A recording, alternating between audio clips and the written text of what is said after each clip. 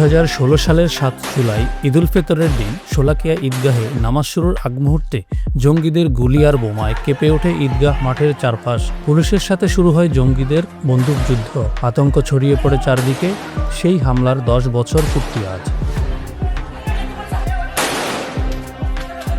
ঈদগাহের অদূরে মুফতি মোহাম্মদ আলী মসজিদের কাছে পুলিশের একটি নিরাপত্তা চৌকিতে অতর্কিত হামলা চালিয়ে 2 পুলিশ সদস্যকে নৃশংসভাবে হত্যা করে জঙ্গিরা। এ সময় ঘরের ভিতর থেকেও গুলিবিদ্ধ হয়ে নিহত হন ঝর্ণা রানী ভৌমিক নামে এক গৃহবধূ। আতঙ্ক ছড়িয়ে পড়ে পুরো এলাকায়। পুলিশের সাথে বন্দুকযুদ্ধে ঘটনাস্থলে নিহত হয় আবির নামের এক জঙ্গি। আজও সেই দুঃসহ স্মৃতি তাড়িয়ে বেড়ায় এলাকাবাসীকে। ঈদের নামাজের কিছুক্ষণ আগেই এই ঘটনাটা ঘটে। তখন আসলে এমন একটা পরিস্থিতি যেটা কল্পনার বাইরে। এটা মনে হয় জীবনে এই ধরনের কোনো সিচুয়েশনে পড়ি নাই, মনে হইতেছে একটা যুদ্ধ শুরু হয়ে গেছে। হ্যাঁ, তখন আমরা মাটিতে শুয়ে পড়ি। হ্যাঁ, চতুর্দিকে গোলাগুলো, মানে কি হচ্ছে তা বোঝা বড় মুশকিল হয়ে গেছে।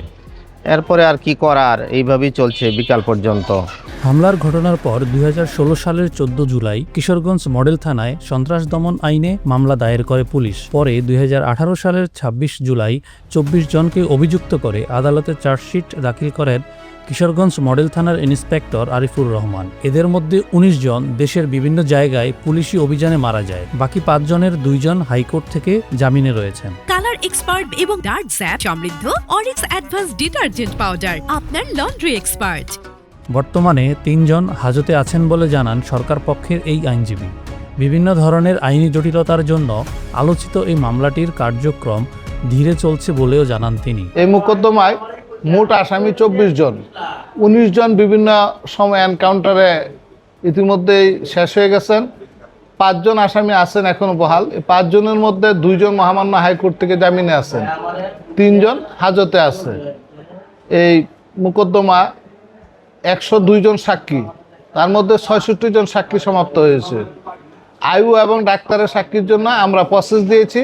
আগামী ধার্য তারিখে আয়ু এবং ডাক্তারের সাক্ষী সমাপ্ত করে আমরা ইনশাল্লাহ বিচারের জন্য এটা নিয়ে যাব।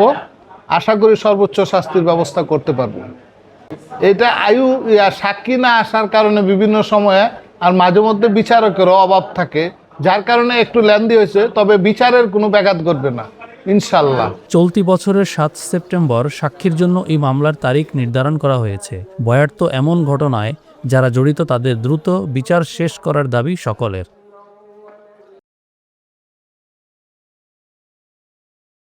কালার এক্সপার্ট এবং ডার্ক জ্যাপ সমৃদ্ধ অরিক্স অ্যাডভান্স ডিটারজেন্ট পাউডার, আপনার লন্ড্রি এক্সপার্ট।